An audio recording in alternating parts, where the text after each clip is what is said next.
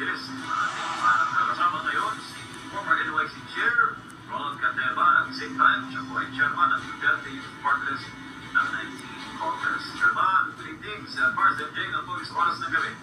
Good evening po, Boss MJ, Boss Admar. Tsaka matagal din itong trabaho sa mababang na pulungan ng Kongreso bilang isang staff. At malalim-lalim din ang mga source nito. O ito, ano bang alam mo sa impeachment nung nakarang araw? Nagulat ka ba? Narinig mo na ba ito? Mahaka-haka? At ano bang sabi ng mga kaibigan mo sa loob? Actually, Boss, nalaman ko lang yan na mayroong movement nung nakita ko sa interview si ACT Teachers Party List Representative Franz Castro na isang convicted criminal. Kasi tumatawa siya doon sa interview niya, sinasabi niyang mayroong caucus. So, nung nangyari yun, pinacheck ko agad kay Kong Drixie Cardema kung mayroong announcement o mayroong notice of meeting. Wala naman daw. And nung pinadouble check ko sa House Viber Group ng 19th Congress, wala rin announcement. So, pinapanood ko lang sa balita. Minumonitor namin kung anong nangyayari. Nagsasabi yung mga kongresista na sila ipinatawag sa Romualdez Hall. And doon na nga daw, biglang maya-maya may balita na ng pirmahan, 150 plus na pirmahan. So, ang nangyari dyan, hindi talaga kasama yung mga pro-Duterte na kongresista, hindi inimbitahan.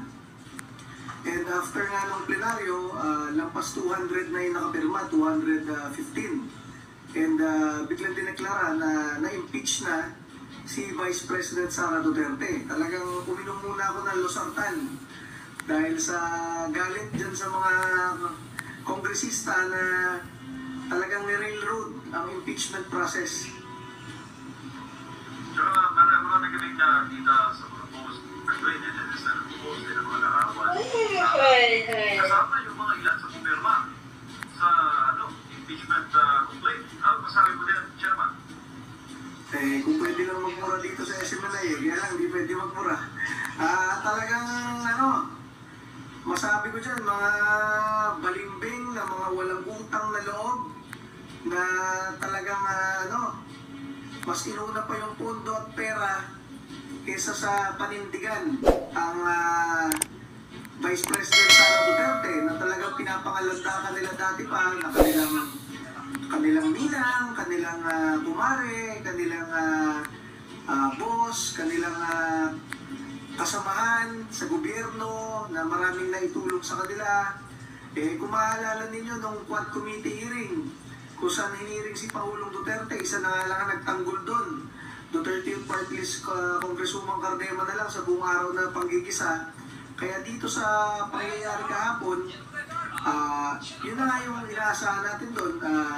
May nangyayari movement ng impeachment, hindi na inimbitahan yung mga alam nilang kaalyado ni Vice President Sara Duterte. Sir, marami kasi mga nagsasabi din sa aming mga balita na hindi naman daw talaga nasa puti-puti ang gusto na handaan ay mga nagsasabi, hindi ko pa doon. Ano pa daw doon na first na napilitan na.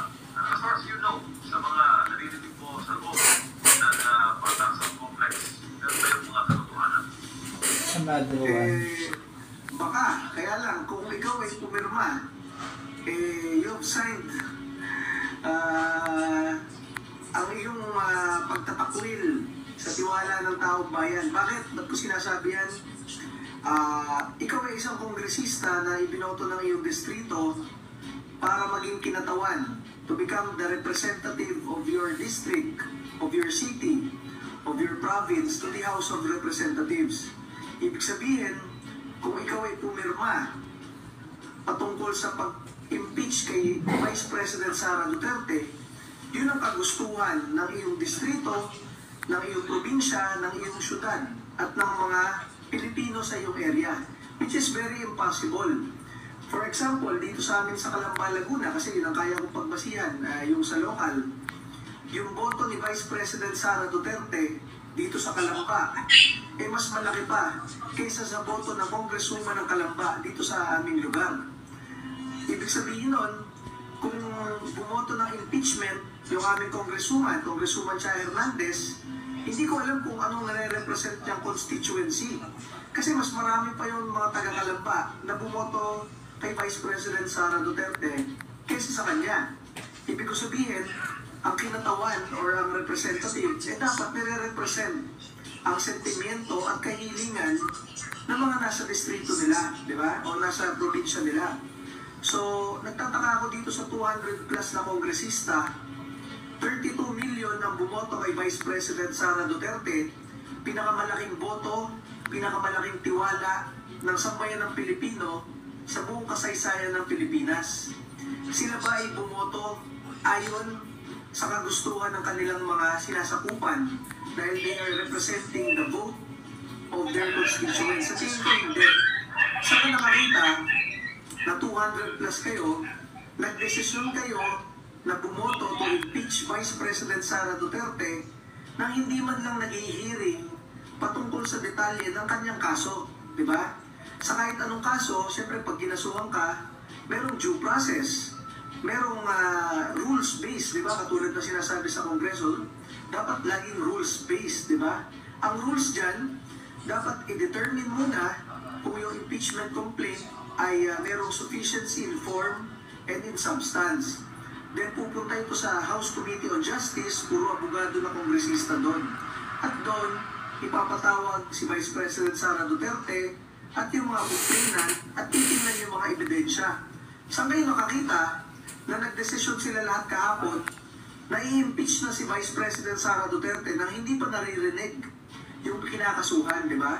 So, nare-root talaga yan, and I believe na itong mga kongresistang ito did not represent the desire and the support of their constituency for the highest voted national leader in the history of the Philippines, which is Vice President Sara Duterte.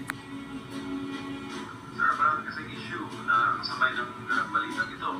Nandiyan yung FICAM issue, yung FICAM reports at 125 budget, yung pinaka-comment, yung leader ng pamahalaan doon sa petitions challenging the constitutionality of the 2025 CAA. Comment din yung Makati Business Club expressing concerns doon sa pagkabuo nga ng 2025 national budget. Mayroon pang issue recently sa Supreme Court, yung bankruptcy sa PhilHealth na nagsiwala sa nagdaang hearing. Meron din tayong food security crisis. Meron din po tayong mga issues sa GOCCs na nagkakaroon ng food control. Mga ganitong issue na dapat nabibigyan ng kaliwanagan. Anong tingin niyo dito, sir, sa issue sa impeachment? Ito ba distraction lang para hindi mapansin itong mga balita ito na naririnig po natin araw-araw sa mga radyo, papanood natin sa TV at nababasa po natin sa mga pahayagan? Ano yan? Parang two birds in one stone yan para sa mga kongresista. Una, tumulong sila sa administrasyon sa pag-distract sa taong bayan. Tama kayo sa sinabi ninyo, napakaraming problema ng bayan. At isa dyan, merong dineklarang food security problem. Baka magkaroon ng kakulangan ng pagkain, di ba? Hindi pa nga nasusolusyonan yung pinangahain na 20 pesos na bigas. Magkukulang pa pala yung pagkain para sa 120 million na Pilipino, di ba? Pangalawa, yung isang sinabi niyo, na-bankrupt pala yung PhilHealth. Nililipat pa yung pondo, bilyon-bilyon, panggawa ng kalsada. Pangatlo, alam nyo, hindi natin natatalakay na recently, yung kriminalidad at durugista, mga durugista, ang dami. Sa bansa, sa kayo nakakita na 1-year-old, dino-hostage, 6 years old, pinupugutan, infant, ginagahasa na uli, 8 years old na lola, ginagahasa na uli, at kung sino-sino pang mga durugista na alam nyo, yung mga kriminal ay hango-hango, bangag, high on drugs, kasi yung kanilang mga ginagawa ay napaka talaga, hayop, di ba? So yung mga ganyang klaseng problema ng bansa, kasama na ng ibang nyo nabanggit na marami, yan ang problema ng Pilipinas. Yan ang state of the nation. So, ano nangyari sa pamamagitan nitong impeachment approval ng House of Representatives? Una, tama kayo, na-distract ang taong bayan. Pangalawa, yung sa budget na sa BICAM na nahukus-focus na, yun ang malaking issue kasi nakasalang sa Supreme Court. Siyempre gusto rin nilang makakalimutan yan. Bakit? Nakausap ko si Congressman Umag ng Davao City. Ang sabi niya, it is an election budget. Ang daming in-insert dyan na bilyon-bilyon na hindi na natin maintindihan yung mga naging insertion dahil dun pa lang sa BICAM report, blanco yung mga nakalagay, di ba? Sino mag-fill up ng mga blanco na yun? Hindi pa rin natin alam kung sino nag-fill up, di ba? Habang nare-reklamo naman ni Congressman Umag yun at ni Pangulong Duterte, sumagot naman si Pangulong Bongbong Marcos na yung pinirmahan daw niyang GAA, wala naman blanco. To remind him, at nire-remind naman siya ng lahat, hindi nga po yung GAA ang pinirmahan niyo yung problema. Yung BICAM, yung parang nag-ooperate dun sa GAA na yun. Maraming blanco, sino nag-fill up ng mga blanco? At ano nilalagay doon? Hindi naman piso, 20 pesos, 50 pesos, bilyon-bilyon at daang-daang bilyon. Diba? So kaya yun ang mga distraction na nangyari sa pamamagitan nitong impeachment complaint kahapon. And maliban dyan, kaya sinabi kong two birds in one stone, pagdating ng impeachment, pagkaka-impeach nila kay Sara Duterte, una, natabunan yung BICAM at lahat ng problema ng bansa na dapat yun ang tinatakil sa Kongreso. Pangalawa, ang balita natin dyan, kaya pinatawag sa Romualdez Hall, nagpangakuan at nagbigayan ng mga pondo sa mga kongresistang pipirma. Kasi alam nyo, bakit ka pipirma dyan? Di ba? Alam mo na majority ng iyong distrito at probinsya gusto si Sara Duterte. At yung kaso kay Sara Duterte, hindi pa nahihiring, hindi pa nadidiscuss sa Kongreso. So bakit ka pipirma ng mabilisan nung pinatawag ka? Yan daw ang isang dahilan, sabi ng ibang mga kongresista na kaibigan natin, nagkapangakuan ng pondo at ng pera. Ang masabi ko dyan, kung pwede lang talaga magpura, ang kakapal naman ng mga pagmumukha natin sa Kongreso na yung pinagkakatiwalaan ng taong bayan, si Pangulong Rodrigo Duterte, hiniring natin, dinudurog natin sa Quadcom, at yung pinagkakatiwalaan pa rin ng taong bayan ngayon 2022 naman, Vice President Sara Duterte, in-impeach pa natin. Pinagkakatiwalaan sila ng taong bayan. Hindi, yung sinasabi nyo, betrayal of public trust. Nasa kanila yung public trust, nasa kanila yung tiwala. Kung merong betrayal of public trust sa gobyerno, ito yung mga mandarambong ng bilyon-bilyong piso sa Kongreso at yung mga kaalyado ng NPA na terorista sa Kongreso. Sila ang mga tunay na traidor sa ating gobyerno at sa ating bayan na dapat tinatanggal. Kaya lang, ang pinagtulungan ninyo ay yung pinagkakatiwalaan pa ng sambayan ng Pilipino. Kaya nga po, ang hiling ng Duterte Youth Party List sa ating mga Duterte supporters at sa taong bayan, tandaan ninyo yung pagmumukha nitong 215 na ito na kongresista, kahit kaibigan pa natin yan, kahit ninong at ninang pa natin yan, kahit mga nakasama pa natin yan, bakit kayo pumirma sa impeachment ng pinagkakatiwalaang government official sa bansa, sa kasaysayan ng bansang ito, nang hindi nyo chinecheck man lang kung ano talaga yung mga detalye ng kaso niya, hindi na hearing. Pangalawa, anong akala ninyo? Okay lang to, hindi halata to ng taong bayan kasi ang dami natin. Nagkakamali kayo dyan, tatandaan namin lahat kayo. Lahat ng distrito ninyo, lahat ng tinatakbuhan nyo ngayong 2025, tatandaan namin. At gaganti ang taong bayan para kay Sara Duterte at kay Rodrigo Duterte sa lahat ng pinagagawa ninyo sa pamilya Duterte na sila ang nagdala ng tunay na pagbabago sa bansang ito.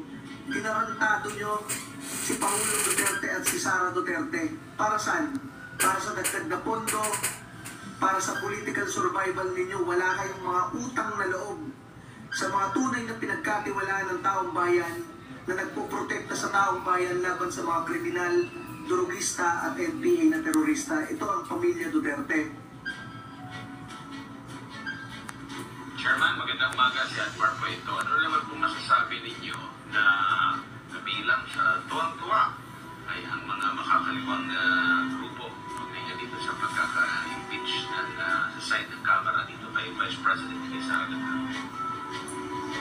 Yes, yung mga kaaway natin dyan, tuwa-tuwa, dahil nakabulan na naman sila.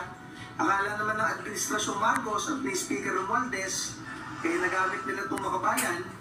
Ang totoo dyan, sila ang ginagamit. For 50 years, wala naman talagang loyalty ang mga yan.